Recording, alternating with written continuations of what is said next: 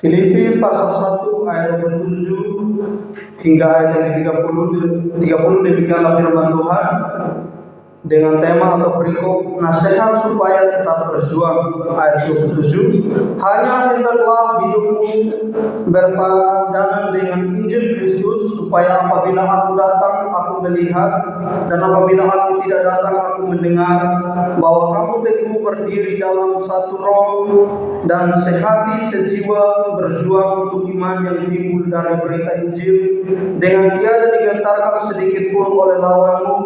Bagi mereka semuanya itu adalah tanda kebinasaan, tetapi bagi kamu tanda keselamatan, dan itu datangnya dari Allah. Sebab kepada kamu dikaruniakan bukan saja untuk percaya kepada Kristus, melainkan juga untuk menderita untuk Dia. Ayat 30, dalam pergumulan yang sama seperti yang dahulu kamu lihat padaku dan yang sekarang kamu dengar tentang. Puji Tuhan. Bapak Ibu Saudara yang saya kasih dalam nama Tuhan Yesus Kristus, Rasul Paulus menuliskan surat Filipi ketika dia berada di dalam penjara. Kita tahu bahwa Rasul Paulus itu adalah seorang rasul yang sangat luar biasa. Ia adalah seorang rasul yang sangat berani memberitakan Injil. Kalau kita perhatikan, ketika dia bertobat, dia menyerahkan hidup sepenuhnya kepada Tuhan, dan ia rela memberitakan Injil sekalipun nyawanya terancam, namun ia tetap memberitakan Injil. Dia tidak menghiraukan apa yang dilakukan, yang orang lain katakan untuk diri. Dan kita perhatikan bahwa ketika Rasul Paulus berada di dalam penjara, dia menuliskan surat kepada jemaat-jemaat yang ada di Filipi dan menegaskan kepada mereka bahwasanya mereka harus tetap berjuang dalam iman mereka kepada Tuhan. Kita perhatikan bahwa pada saat itu jemaat-jemaat yang ada di Filipi, mereka itu hidup di tengah-tengah orang-orang yang atau dipengaruhi dengan ajaran-ajaran sesat, sehingga Rasul Paulus menuliskan kepada mereka supaya mereka itu tetap teguh di dalam iman mereka kepada Tuhan, dan mereka harus menaruh harapan atau hidup mereka sepenuhnya kepada Tuhan. Nah, kita perhatikan bahwa ketika Rasul Paulus menuliskan surat ini, dia mengirimkannya kepada jemaat Tuhan supaya mereka itu hidup sesuai dengan Injil Yesus Kristus. Nah, kita perhatikan bahwa ketika Rasul Paulus memberikan surat ini, dia memperhatikan bahwa jemaat-jemaat yang ada pada saat itu mereka mengalami tekanan yang sangat berat atau penderitaan yang sangat luar biasa. Nah, penderitaan yang dialami oleh jemaat-jemaat yang ada di Filipi, sehingga Rasul Paulus harus menuliskan surat ini dan meneguhkan iman mereka dengan meyakinkan mereka bahwasanya mereka itu harus tetap berjuang mempertahankan hidup mereka sekalipun di dalam keadaan tekanan penderitaan yang mereka alami pada saat itu. Nah, Bapak Ibu Saudara yang saya kasih dalam nama Tuhan Yesus Kristus, pada malam hari ini kita akan belajar beberapa poin dari ayat-ayat ini. Yang pertama, bahwa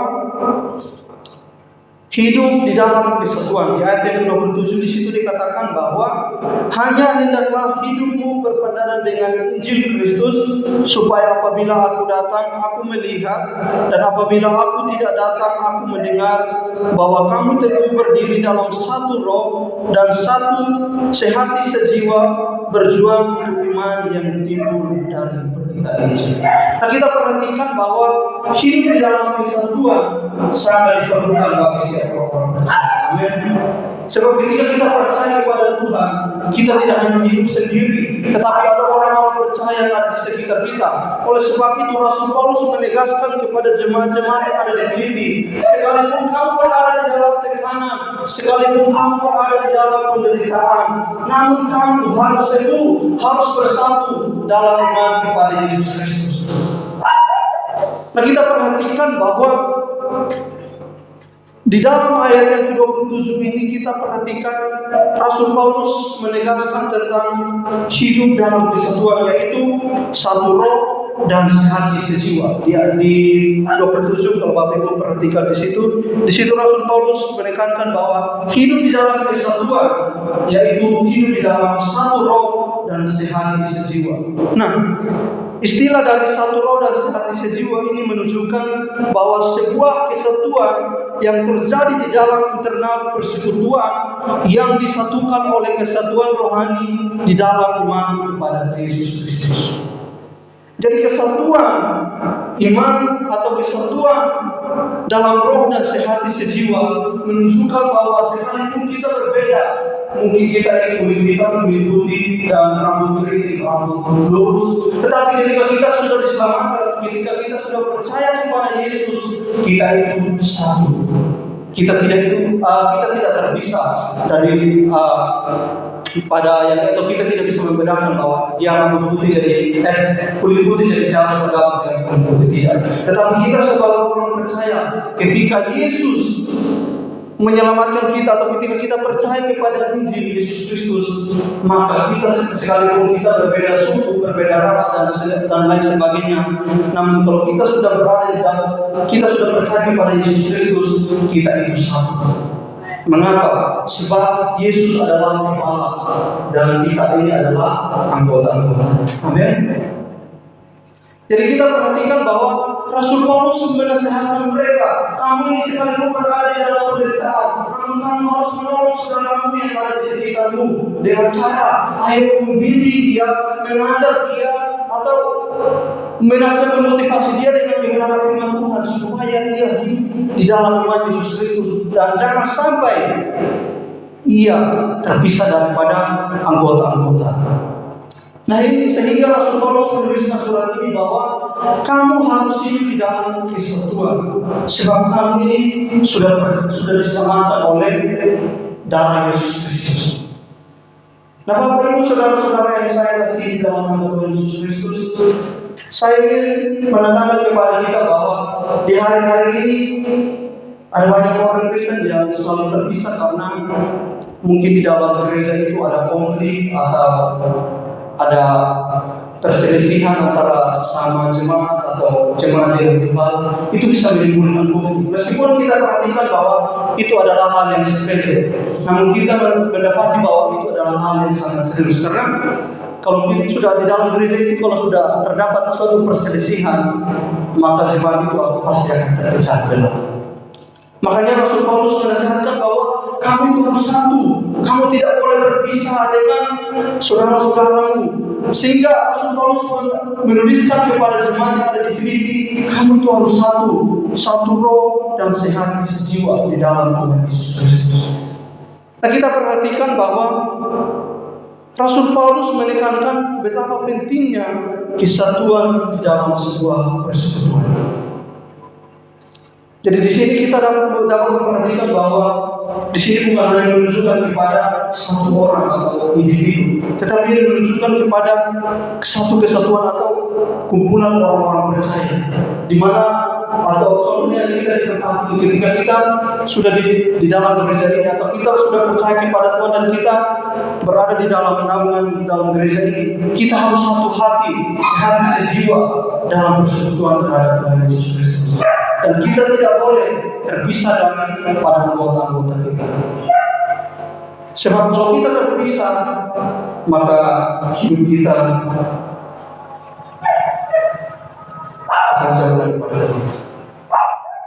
Nah, Bapak Ibu saudara-saudara yang saya kasih dalam nama Tuhan Yesus Kristus, kita memperhatikan bahwa di hari-hari ini di setiap gereja, kalau kita mendapati sedikit perselisihan, pasti akan terjadi terpecah belah. Karena apa? Iman mereka kepada Tuhan tidak sungguh-sungguh. Karena apa? Mereka hanya datang di gereja hanya mengharapkan sesuatu yang dapat menolongi mereka atau hanya ingin untuk mereka yang berkuasa, tetapi mereka tidak perhatikan domba-dombanya.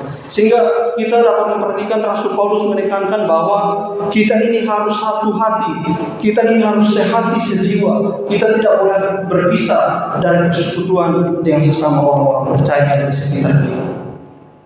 Kita harus membangun persekutuan, sekalipun kita berbeda pendapat atau berbeda atau ada perselisihan, namun kita harus segera dalam menyelesaikannya. Nah, kita perhatikan Rasul Paulus menuliskan surat ini juga terjadi konflik. Kalau kita perhatikan di di pasal 4 ayat yang kedua, di situ kita mendapati bahwa saya akan membacakannya. Euodia kunasehati dan Sintike kunasehati supaya sehati sepikir dalam Tuhan. Ini terjadi perselisihan di jemaat-jemaat yang ada di pada saat itu. Makanya Rasul Paulus menasihatkan, kamu itu harus sehati, sepikir, searah, sepandang, atau kamu harus satu dalam persekutuan kepada Tuhan Yesus Kristus. Nah, kita perhatikan bahwa ketika kita berkumpul, ketika kita memiliki persekutuan dengan Tuhan, dengan sesama orang-orang percaya di sekitar kita, maka hidup kita akan sesuai dengan apa yang dikatakan oleh firman Tuhan. Nah, selanjutnya Rasul Paulus menegaskan bahwa berjuang untuk iman yang timbul dari berita Injil. Jadi berjuang untuk iman berarti bahwa ketika kita mendengarkan Injil yang disampaikan oleh hamba-hamba Tuhan atau orang atau penginjil atau para misionaris, kita itu harus mendengarkan dan kita harus perhatikan dengan baik-baik. Dan ketika kita mendengarkan Injil Yesus Kristus, maka kita harus satu dalam iman kepada Tuhan Yesus Kristus.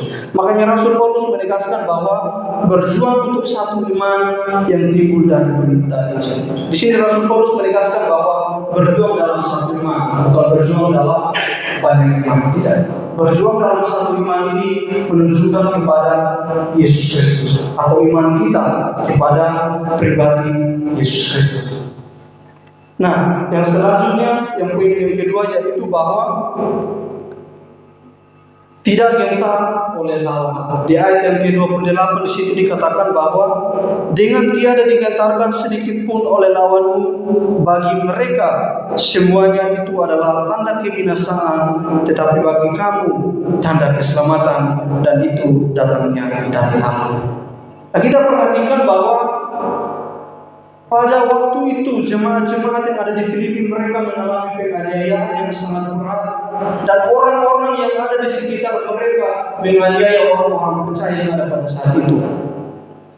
Sehingga Rasul Paulus menegaskan di ayat yang ke-28 ini dengan bahwa dengan tiada digentarkan sedikit pun oleh lawan. Nah, kita perhatikan bahwa kata lawan di dalam ayat ini menunjuk kepada orang-orang yang memusuhi dan menentang pengikut Kristus, atau orang-orang yang suka mencari jalan untuk mencela orang-orang yang mengikut Kristus. Rasul Paulus menegaskan bahwa kamu itu tidak boleh digentarkan dengan perkataan orang lain. Nah, Bapak Ibu saudara-saudara yang saya ingin katakan buat kita bahwa hari-hari ini ada banyak orang yang melontarkan pertanyaan, mengapa kamu percaya kepada Yesus, atau mengapa kamu percaya kepada manusia yang mati? Yesus itu kan ada banyak orang yang bilang Yesus itu bukan Allah, dia hanya manusia biasa. Mengapa orang Kristen harus percaya kepada Tuhan atau percaya kepada manusia biasa? Nah, dengan perkataan atau dengan pernyataan yang seperti ini seringkali membuat kita goyah, dan kalau kita tidak sungguh-sungguh percaya kepada Yesus Kristus, maka iman kita kepada Tuhan pasti akan runtuh. Kita melihat kejadian beberapa tahun yang lalu, 2019 sampai 2022 kemarin, kita perhatikan COVID-19 melandai seluruh dunia ya. Dan ada banyak orang Kristen, tidak hanya sedikit orang Kristen yang mengalami mengalami kematian. Dan di situ iman kita dipertanyakan. Percaya kepada Tuhan kok binasa. Nah, dan pertanyaan seperti itu seringkali membuat iman kita goyah, dan kita bisa saja ragu, dan kita bisa saja meninggalkan iman kepada Tuhan. Dan kita perhatikan pertanyaan-pertanyaan seperti itu yang seringkali dilontarkan terhadap kita sebagai pengikut Kristus yang sendiri. Tetapi kita sebagai orang-orang percaya, kita tidak boleh gentar terhadap perkataan mereka, karena mereka cuma bertanya. Sekalipun mereka mengancam kita untuk membunuh kita, namun kita berserah diri, karena Yesus sendiri, Dia sudah mengajarkan kepada kita bahwa kamu akan dihakimi atau kamu akan dikucilkan oleh orang-orang yang ada di sekitarmu atau oleh orang-orang yang tidak percaya kepada Tuhan. Nah, coba mari kita perhatikan ayat ini biar kita lebih percaya lagi bahwa memang Yesus sudah mengatakannya. Kita perhatikan di dalam Yohanes pasal yang ke-15 ayat 18 sampai ayat ke-19. Coba kita perhatikan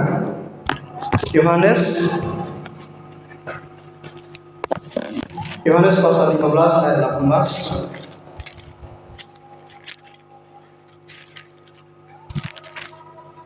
Yohanes pasal 15 ayat yang ke-18 dan 19. Demikianlah firman Tuhan. Jikalau dunia membenci kamu, ingatlah bahwa ia telah lebih dahulu membenci aku daripada kamu. Kita perhatikan ayat 19. Sekiranya kamu dari dunia, tentulah dunia mengasihi kamu sebagai miliknya. Tetapi karena kamu bukan dari dunia, melainkan aku telah memilih kamu dari dunia, sebab itulah dunia membenci kamu. Sangat jelas waktu itu, saudara-saudara. Jadi ketika kita mengalami penderitaan, kita harus mengatakan perkataan Yesus. Terkhususnya masih ada banyak ayat yang, tapi saya hanya mengambil satu ayat di dalam Yohanes pasal 15 ayat 18 sampai 19. Kita perhatikan bahwa sebelum kita mengalami penderitaan, Yesus Kristus sudah terlebih dahulu mengalami penderitaan. Jadi kita tidak boleh takut terhadap penderitaan yang kita alami. Kita tidak boleh gentar terhadap perkataan orang yang hanya dia berkata di depan. Tetapi kita harus menaruh harapan kita sepenuhnya kepada Tuhan Yesus Kristus. Sebab ketika kita menaruh harapan kita sepenuhnya kepada Yesus Kristus, maka kita akan diselamatkan. Sekalipun kita merasa berkata bahwa banyak hal yang saya harus alami, banyak penderitaan, tapi itu jangan sampai membuat kita mengundurkan diri daripada iman kita kepada Yesus Kristus. Kita harus tetap teguh dan percaya kepada Tuhan Yesus Kristus. Karena Yesus sendiri, dia adalah Tuhan, tetapi dia mengalami banyak ancaman, banyak tantangan dari kalangan orang-orang Yahudi terhadap Yesus Kristus. Namun Yesus tidak pernah gentar dengan orang-orang yang Yahudi yang ada pada saat itu. Ia tetap memberitakan kasih Bapa kepada dia, dan akhirnya ia sendiri mengorbankan dirinya di atas kayu salib dan menebus setiap umat-umat manusia. Oleh sebab itu, mari kita sebagai orang percaya, kita tetap menaruh harapan kita kepada Tuhan. Kita tidak boleh gentar, sebab Yesus Kristus, dia adalah Tuhan. Dia sudah memberikan teladan dalam bagi kita bahwa kita harus ikut menderita dalam memikul salibnya. Nah, yang selanjutnya di situ dikatakan bahwa tetapi bagi kamu tanda keselamatan, dan Rasul Paulus menambahkan bahwa dan itu datangnya dari Allah. Bagi orang-orang yang sungguh-sungguh percaya pada Tuhan, yang memiliki persekutuan yang benar dengan Tuhan, ia akan diselamatkan oleh Allah. Kita perhatikan bahwa keselamatan itu hanya datang dari Allah, tidak dari. Saya sudah berulang kali mengatakan kepada kita bahwa keselamatan yang kita peroleh bukan dari hasil usaha kita, tetapi itu datangnya dari Allah. Itu jelas di dalam pasal 2 ayat yang ke 13. Coba Bapak Ibu Saudara perhatikan ayat Filipi pasal 2 ayat yang ke-13. Di situ dikatakan bahwa karena Allah yang mengerjakan di dalam kamu baik kemauan maupun pekerjaan dan menurut kehendaknya. Jadi kita memperoleh keselamatan daripada Tuhan bukan karena hasil usaha kita atau hidup kita yang sudah benar, tidak. Tetapi kita memperoleh keselamatan itu karena hanya kasih karunia daripada Allah. Amin. Oleh sebab itu, kita harus teguh di dalam iman kita kepada Tuhan. Kita tidak boleh digentarkan dengan orang atau dengan musuh-musuh kita, dengan orang-orang yang tidak percaya kepada Tuhan. Kita tidak boleh gentar kepada mereka. Kita harus terus maju dengan iman kita, menyatakan iman kita kepada dunia bahwa saya sudah diselamatkan oleh Yesus Kristus. Dan yang poin yang selanjutnya, poin yang terakhir, yaitu bahwa ikut menderita untuk Kristus. Di ayat yang ke-29 sampai 30, di situ dikatakan bahwa sebab kepada kamu dikaruniakan bukan saja untuk percaya kepada Kristus, melainkan juga untuk menderita untuk Dia. Ayat 30, dalam pergumulan yang sama seperti yang dahulu kamu lihat padaku dan yang sekarang kamu dengar tentang aku. Jadi ketika kita sudah diselamatkan oleh Yesus Kristus, kita harus hidup dalam persekutuan dan kita tidak boleh digantarkan oleh orang-orang yang ada di sekitar kita atau orang-orang yang tidak percaya kepada Tuhan. Dan kita sebagai orang-orang percaya, kita harus hidup menderita untuk Dia. Nah, Bapak Ibu, saudara-saudara yang saya kasih dalam nama Tuhan Yesus Kristus, di ayat 9 di situ dikatakan bahwa sebab kepada kamu dikaruniakan bukan saja untuk percaya kepada Kristus, melainkan juga untuk menderita untuk Dia. Di sini Rasul Paulus menekankan bahwa menegaskan kepada jemaat-jemaat yang ada di Filipi bahwa ketika kamu mengalami penderitaan, penganiayaan dari orang-orang yang ada di sekitarmu, kamu harus tetap teguh di dalam iman kepada Tuhan. Sebab kamu bukan dikaruniakan bukan saja hanya percaya kepada Kristus, tetapi kamu juga harus menderita bagi Dia. Nah, mari kita perhatikan di dalam Matius pasal yang ke-19 ayat yang ke-29, di situ dikatakan bahwa dan setiap orang yang karena namaku meninggalkan rumahnya, saudaranya laki-laki atau saudaranya perempuan, bapak atau ibunya, anak-anak atau ladangnya, akan menerima kembali 100 kali lipat dan akan memperoleh hidup yang kekal. Amin.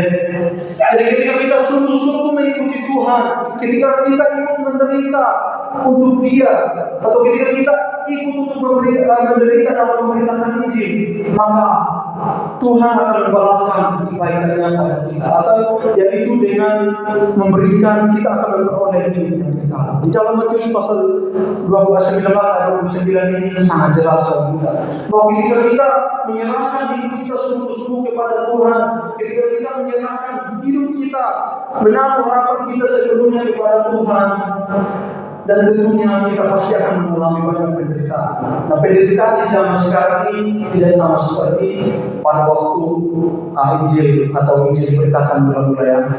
Penderitaan di zaman sekarang tidak seperti jemaat-jemaat mula-mula yang harus mengalami penganiayaan dari orang-orang yang ada pada saat itu. Penderitaan kita di zaman sekarang itu kita penderitaan kita di zaman sekarang itu kita memperhatikan setiap hari itu kita selalu menemukan banyak kesulitan di dalam rumah tangga kita, di dalam pekerjaan kita, dan mungkin kita berkata bahwa apa yang saya kerjakan ini tidak cukup bagi saya. Tetapi kita harus percaya sungguh-sungguh kepada Tuhan bahwasanya hidup kita ketika kita ikut menderita untuk Dia, maka kita akan memperoleh hidup yang kekal bersama dengan Tuhan di dalam kerajaan surga. Amin. Hidup kita di dunia ini tidak sampai satu abad, tetapi hidup kita di dalam kerajaan surga akan berabad-abad, dan firman Tuhan katakan bahwa sampai selama-lamanya. Amin. Hidup kita tidak akan mengalami kematian. Hanya saja kesempatan kita di dunia ini, yaitu bagaimana kita menyerahkan hidup kita kepada Tuhan, terutama ketika kita sudah diselamatkan oleh Tuhan. Kita harus memilih persekutuan dengan Tuhan, dan kita tidak boleh goyah terhadap perkataan orang lain tentang iman kita. Kita harus sungguh-sungguh teguh di dalam iman kita kepada Tuhan, dan terlebih lagi melalui hidup kita sebagai orang-orang percaya, kita dapat mencerminkan kasih Tuhan, dan kita dapat memberikan Injil di sekitar kita bahwa Yesus adalah Tuhan dan Juru Selamat bagi seluruh umat manusia. Amin. Jadi oleh sebab itu, mari kita sebagai orang percaya, kita tetap berjuang di daerah dunia ini yang tidak menentu, dan sekalipun banyak hal yang harus kita alami, namun kita tetap percaya kepada Tuhan bahwa ketika kita sungguh-sungguh mengikut Tuhan, maka kita akan memperoleh hidup yang kekal bersama dengan Dia di dalam kerajaan surga. Demikianlah pemberitaan firman Tuhan yang dapat saya sampaikan kepada kita semua pada sore hari ini.